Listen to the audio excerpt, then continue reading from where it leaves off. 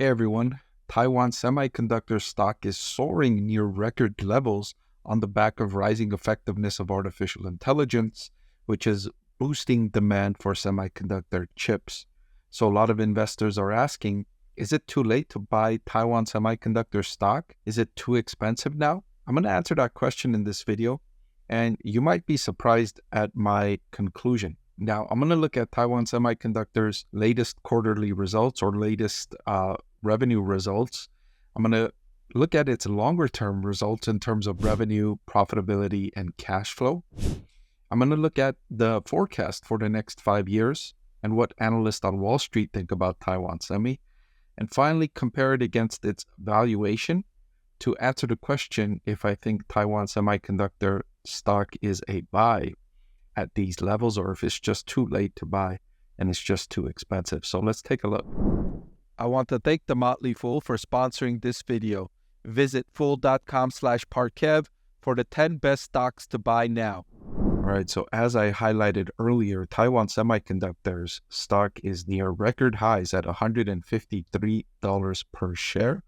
You can see the price chart here going back 10 years. It's roughly the highest level it's been and much higher than where it was around 2015 when it was around $25 per share. Of course, Taiwan Semiconductor is one of the primary suppliers to companies like Nvidia and AMD, which are experiencing a boom in demand on the back of rising effectiveness of artificial intelligence.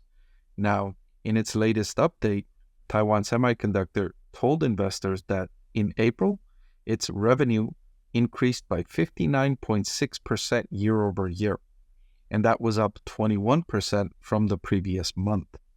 From the period January to April in 2024, sales are up by 26% year over year.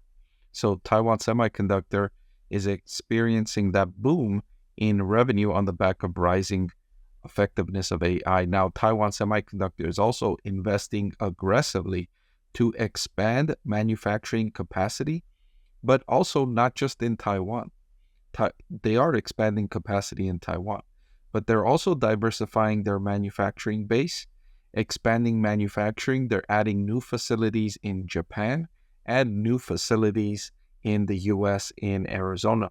So they're trying to diversify away from Taiwan. They realize that there is a great risk for the company given the geopolitical risks, given the risks of China trying to bring Taiwan back into the country, internalizing the country.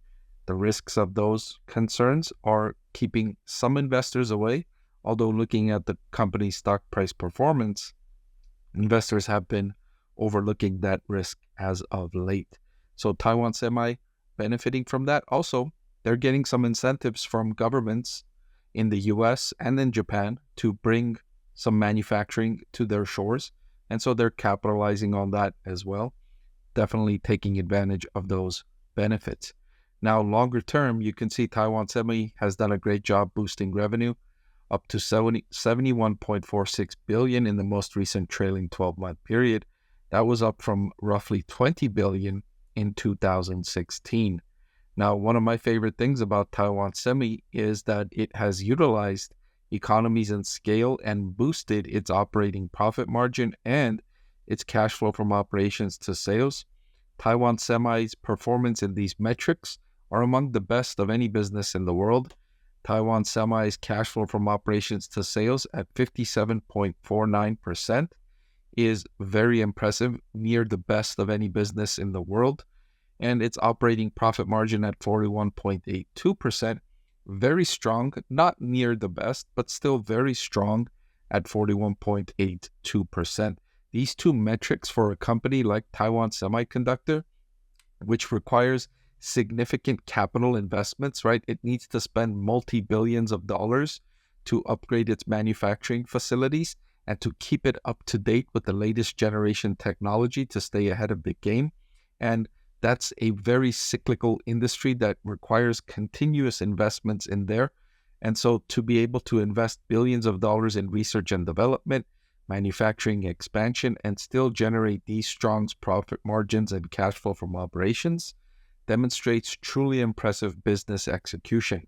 So kudos to Taiwan Semiconductor and its management team for continuously innovating while maintaining strong profit margins and cash flows for investors and for a long period of time. This wasn't just a fluke where 1 year it did a good performance. This has been maintained over a decade and more.